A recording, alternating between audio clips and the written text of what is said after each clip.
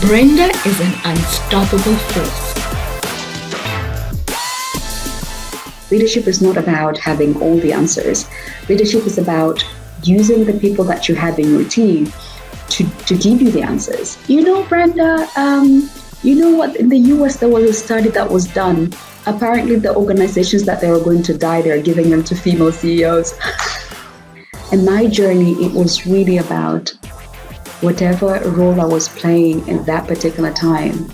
I was doing the best I could. I was trying to do more than 100%.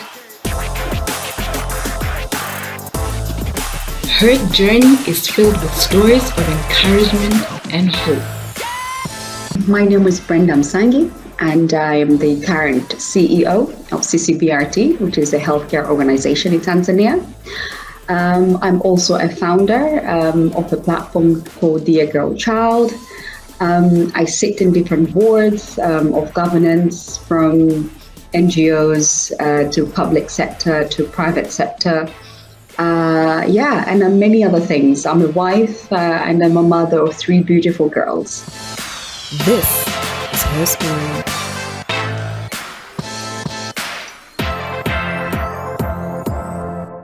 So Brenda was born and raised in Dar es Salaam, Tanzania. Growing up, I didn't really have a very defined dream. You know, when people say, you know, I want to become a doctor, I want to become an engineer, that wasn't Brenda. But Brenda was very outgoing, an extrovert, very bubbly person. One thing Brenda was, since a very early age, Brenda was very influential in the point where because I was good with people, so I tend to mingle, and through that I built my network of friends. So I'd say I'm such an outgoing person, and that's my personality as well. But I didn't have anything very concretely that I said, you know, this is what I wanted to be.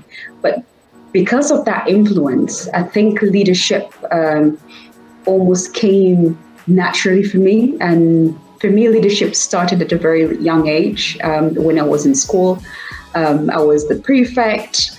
I grew and I went to secondary school. I was also a prefect, academic prefect. And I went to university and I completed my studies, my master's in pharmacy in 2004. So I started leadership at a very young age in terms of being employed as a leader at a young age of 26, and that was my first job. And I was a pharmacist manager of Lloyd's Pharmacy in the UK back then.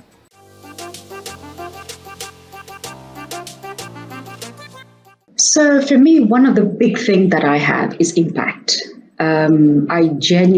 That's my drive. So when I was a pharmacist, as I said, I became a manager, and that's when I really started my leadership journey. So when I came to Tanzania, it was really an accidental, my current journey with CCBRT, it was an accidental journey, but there's nothing accidental, right? It was part of the bigger plan of God. I came for my dad's birthday. My dad by then was turning 70. So I just came for a week. And during that journey, I said, let me apply for a job. What I knew very clearly, I wanted to be still in the space of healthcare and in leadership and in community as well, because my work as well in the UK, it was in the community setup.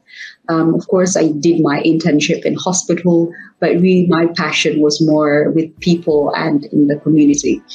So I went to a recruitment agency, and I said to the owner, I said, I kind of described the kind of work that I wanted to do. And he said, oh, actually, there's a job at CCBRT. I mean, I could not, listen, I by then I didn't even know what CCBRT was. And they said, they're looking for a deputy director for community programs. And that was on I think that was on a Tuesday, and they called the CCBRT and they said, we have a candidate, can you interview this person? And they said, actually, we have already interviewed and we think we've already made up our mind. And the recruitment agency really pushed them. He said, just interview her. So I then came for the interview. It was on a Wednesday. I remember this very well. It was on a Wednesday. And I came for the interview. To cut the story short, it was one of those long interviews. And I kept on drinking water because, I was talking too much. Finished the interview, got into the car, and I was driving back home. I then got a call. Literally coming out of the car, I got a call. And it was the director of community programs by then saying to me, Brenda, how do you think that was? And I thought, I said, it was a bit long interview. I hope it went well. Mind you, that was Wednesday and I was flying back in the UK on a Sunday, back to work. So and then he said to me, there was a pause, and then he said to me, we would love for you to join the team. I was like, hang on a minute, what? To be honest, I did not expect that. In all honesty, I don't think if I was even that serious finding a job. It was just something that I was just testing the waters to see how it is to get a job. But for me, Tanzania was home. So in the long run, I was planning to come back home anyway, but I didn't know that it was going to get to go that quick. And in life, you might get a point whereby you have to make a life-changing decision. And to me, for me, that was one of those life-changing decisions. There I was, have a great job in the UK, paid very well. And then I had to make a decision right there and then to take the opportunity back home. But to me, it just felt very natural, and it just was I was so calm about it. And it just felt right. There I was, called them back and I said, I would love to join the team, but of course I had to fly back to hand in my notice, which was another funny story because on Monday morning, I got to work and I called the regional director and I said, Kevin, I'm back. He said, oh yeah, you're back from Africa. I said, yeah, I am back. And Kevin, I am handing in my month's notice because I'm going back home. And there was that awkward silence. He goes, Brenda, you just went home for your dad's birthday. I said, I know. So that's where I started my journey with CCBRT. I came back to Tanzania a month after that interview, and I joined as a deputy director of community programs. See how things were happening. My director by then was going home to have their first baby. So he said to me, Brenda, I apologize because I have to leave you in the next 2 weeks because we're going back home. It's from Europe, from Belgium, and we're going home to have baby. And here's my number, my email, anything, just call me. And there you go. And 4 weeks after, he never received a call, he never received an email. And he came back and the ship was sailing. So that again gave me an opportunity to show that I could do it. And I took courage. And this is something sometimes as women, we sometimes get afraid. And I always tell people, just even if you're afraid, do it while scared, just do it. And that's part of my journey, that I did it while scared. It was my first time, taking a leadership role in Tanzania. It was a different culture that I had to learn very quickly, being my first job in Tanzania. And then he said to me, I think you're ready to become the director of community programs. Coming up. Brenda, You know what? In the US, there was a study that was done. Apparently, the organizations that they were going to die, they're giving them to female CEOs.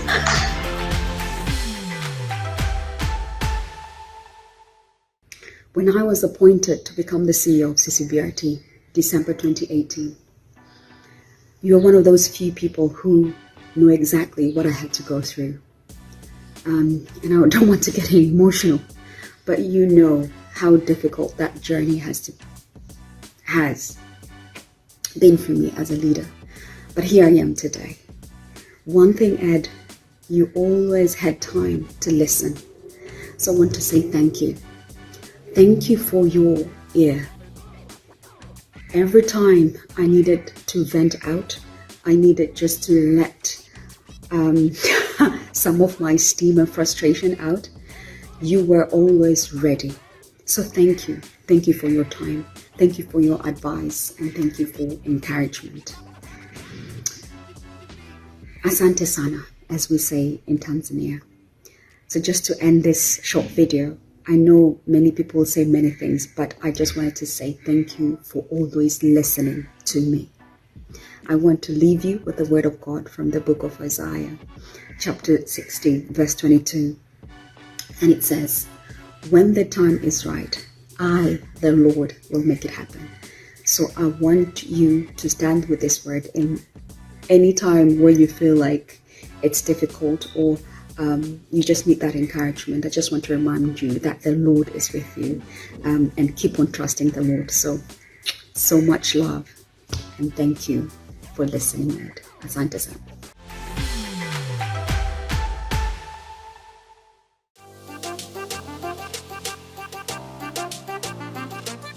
I think for me, for my family, in all honesty, they had so much trust, and they really trusted that process.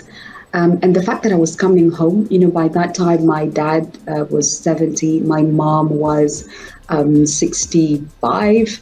So for them as well, it was a good thing that that they will get to see me and my husband. And that time I had only my firstborn. She was only 3 years old.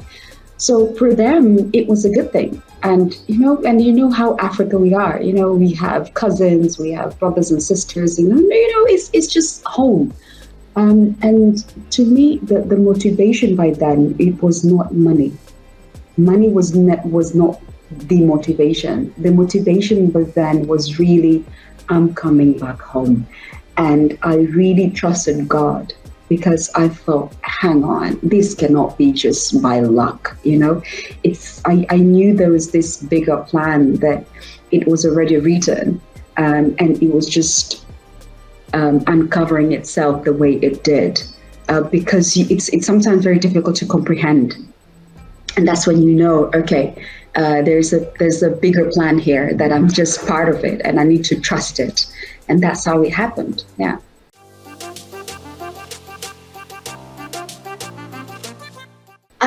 For me, it was the pace and the way I was wanted things to move.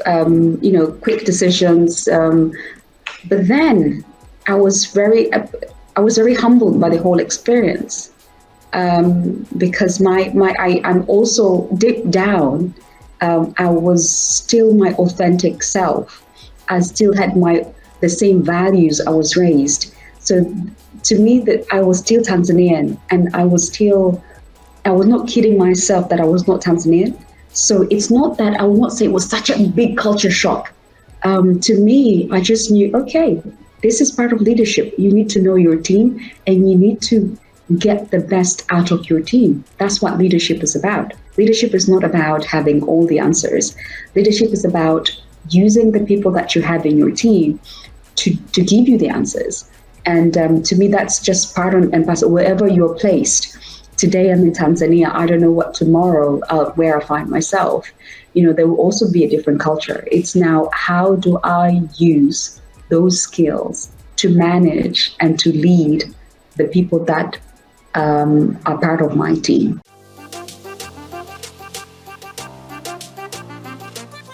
So for me, there wasn't any aha moment, but it was little bits and bobs of the journey. There was not any one day it was, aha! It was really accumulation of things. I joined CCBRT 2009, but I became the CEO in 2018. So it was 9 years in the making. And through those 9 years, there were a lot of highs, lows, storms, laughing, crying, you name it. All the emotions were there. The storms and the celebrations as well. And to me, it was that journey that made me who I am.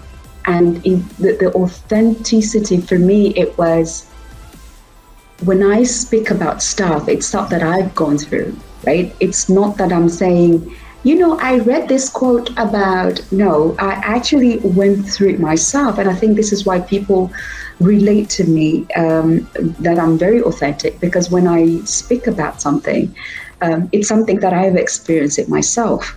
So when I became the CEO, then one of my priorities was I needed to really lift up the brand of CCBRT. And so I kind of like used my own brand to really uplift the brand of the CCBRT.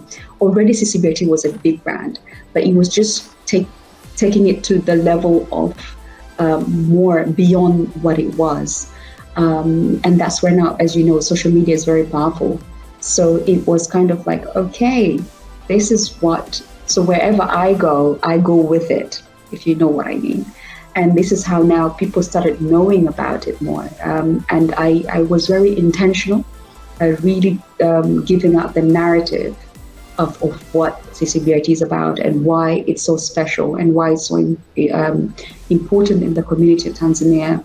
It's because the mission that we chose to serve, we're serving the most vulnerable. And it's that narrative of saying, how are we serving the most vulnerable? Because it comes with a cost. And these are the ways we're trying to cover this cost. We're a social enterprise. We're trying to look for partners. We're trying to look for CSR, for corporates to come and support the work that we do. So the whole CSR is something that I'm also very proud of, because we never used to have CSR. And that's the other thing that I was very intentional in trying to get myself out there and to get the network and to bring people in to see the work that we do, so that they support us. Because as you know, some of the work that we do, sustainability is one of the biggest challenge. Because if you don't have the development partners supporting you, they can just decide, oh, actually we've changed our priority area. We're no longer in health. We're now moving to education. What are you going to do? Are you going to close doors? Are you going to figure out how are you going to make sure as a leader this important work continues? So you have to be very creative. You have to be very innovative on how to kind of diversify your eggs to see how you're going to support the work. So yeah.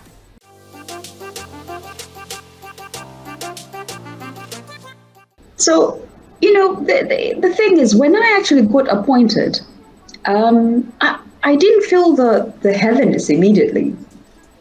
But within a week, I started feeling it, because I started getting the pressure. The word was out there. First, the headlines on newspapers, the first Tanzanian female CEO. So it's not that was only the first female, I was also the first Tanzanian. So that came with a lot of pressure. And some of it even, I was given 3 months. I was given 3 months that the whole organization will collapse. So that's when I started feeling the pressure. I was like, okay. And then somebody told me, Brenda, what, in the US, there was a study that was done. Apparently the organizations that they were going to die, they're giving them to female CEOs. I said, what study is that? I don't know that study. I said, yeah, there's a study. So we're just here watching. I was like, okay. So to answer your question, yes, the pressure was definitely on.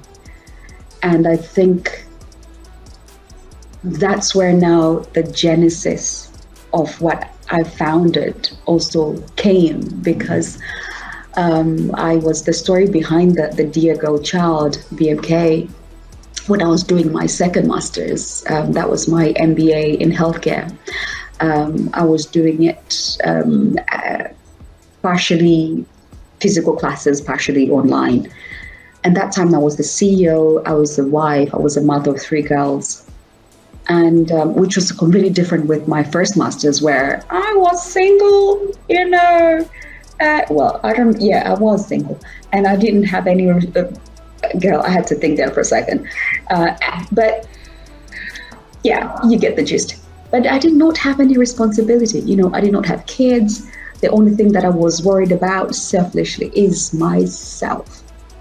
But the second master's, girl, ooh, that was a different ballgame.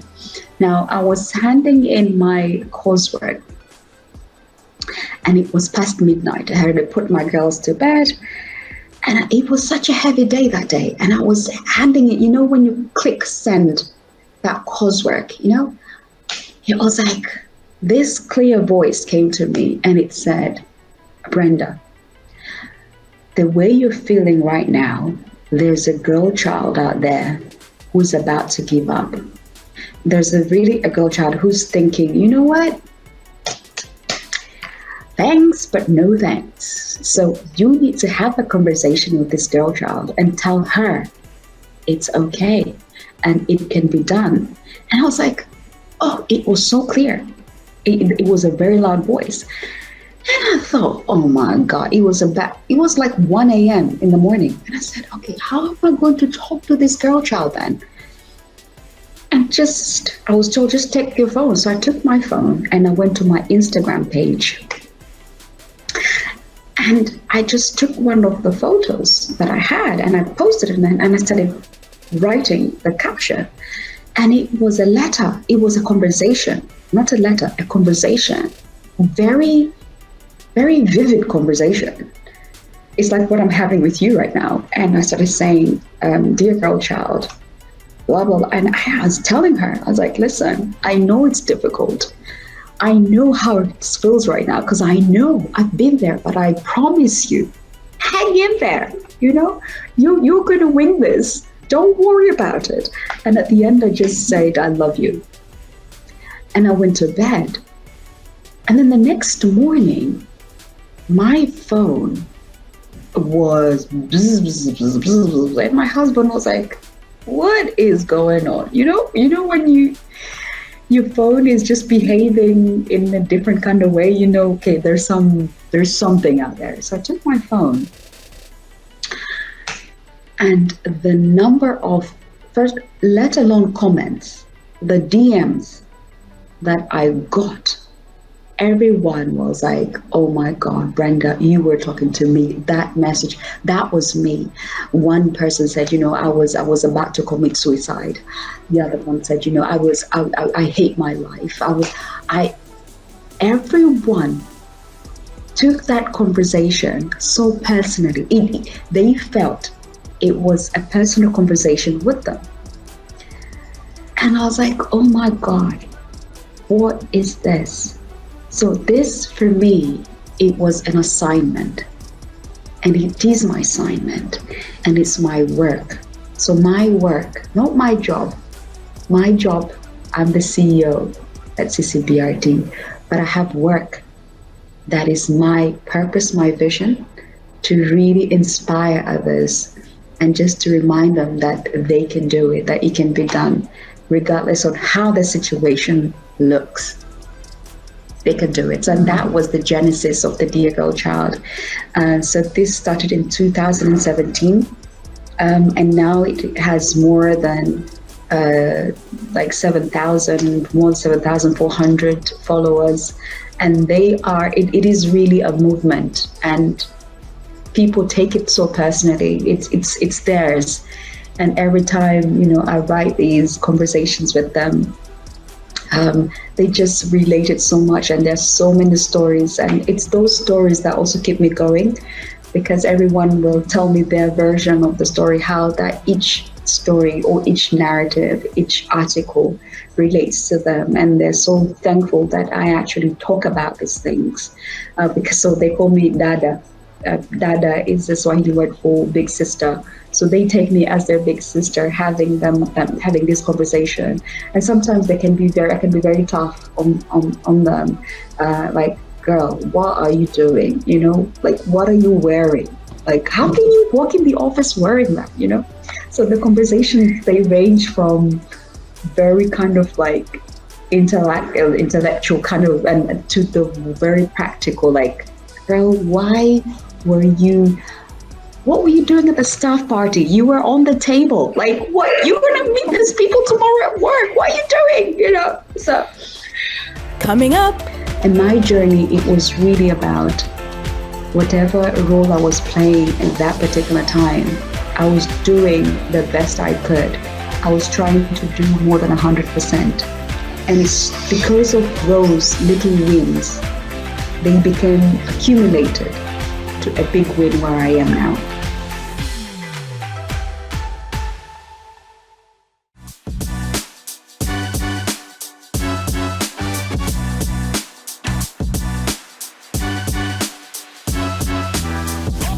So as we think of loving others, caring for others, do we love ourselves and care for ourselves? I mean, how do we holistically take care of ourselves, our physical beings, our emotional beings, our spiritual beings, you name it? Today I want to remind you about self-care, self-love. Now, self-care, self-love can mean so many different things to different people. But as long as whatever those things are that we do for self-care, they promote good health and happiness, that's the way to go. I want to remind you to self-care and self-love, because once you do that to yourself, then you can extend that love and care to others.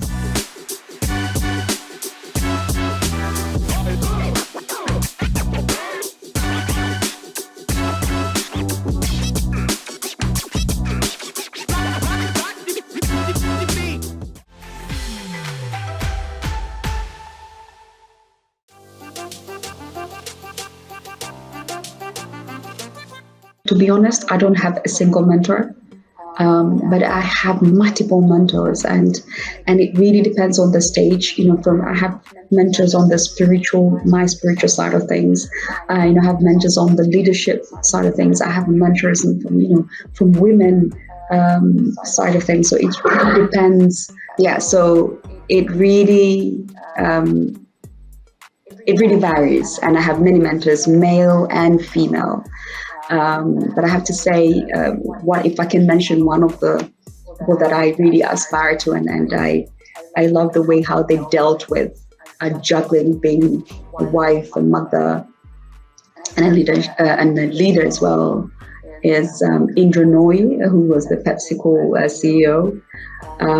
She has 2 girls, and I just love the way she always find ways to juggle and to create support system to support her, to be able to to remain sane, basically. And this is what I do as well, because you just need to also realize you are human, and you cannot do everything. So you just need to have a very solid support system to be able to function. The things that you cannot delegate, those are the things you need to focus on. But if something that you can eliminate or delegate, you just need to empty your plate. So you have to master that skill of ruthless prioritization, so that you're remaining with the things that you and only you should do and should only focus on.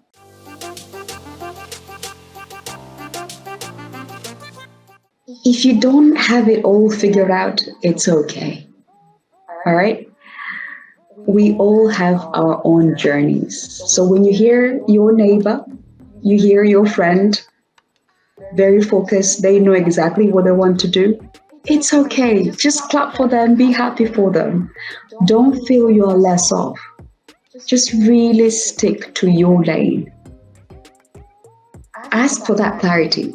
Have somewhere where you can really get your source of spiritual strength, because it's a battle out there. And focus on the next step. Sometimes we are so fixated on how the whole staircase should look like, and we miss a step because we don't focus on how to be better today. And my journey, it was really about whatever role I was playing in that particular time, I was doing the best I could. I was trying to do more than 100%. And it's because of those little wins, they became accumulated to a big win where I am now. So it can be done. It's not easy, my friend. It's not easy. But rest assured, you can do it. And also, let me remind you, if you don't have a job, it's okay. You still have work to do. So don't feel just because you don't have a job, you are of no value. No. Everyone has a reason why they are here on this earth. Some people have discovered what their work is. Some people live their whole life and die without knowing exactly what was their assignment. But rest assured, we all have an assignment to do. So some of people as well, their work, their assignment becomes their job.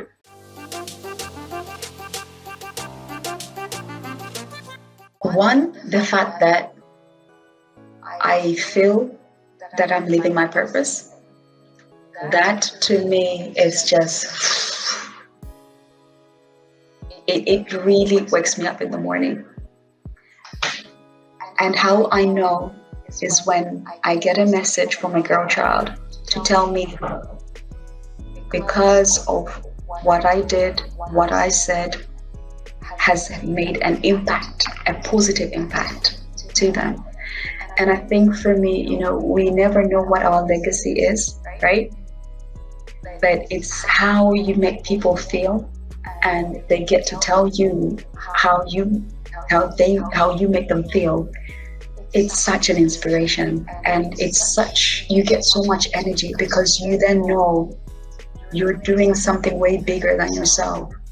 Because by no means it's me. It's just an assignment that it is passing through me, right? So I should not take all the glory or credit. It's of course all the glory goes back to God. But the fact that I've been chosen to do this, it's such an inspiration for me.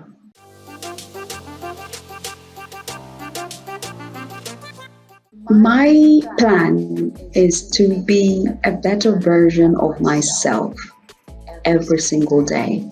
Not every single month, not every single year, every single day, to add value to me, because I want to be really the highest, best version of myself. I want to see how that looks like, I'm curious. So that's my plan. I because of that, I know there's something way bigger for me out there waiting, but I need to be ready for it. And the only way I'll be ready for it is just for me, every single little day, try to be better. That's my plan.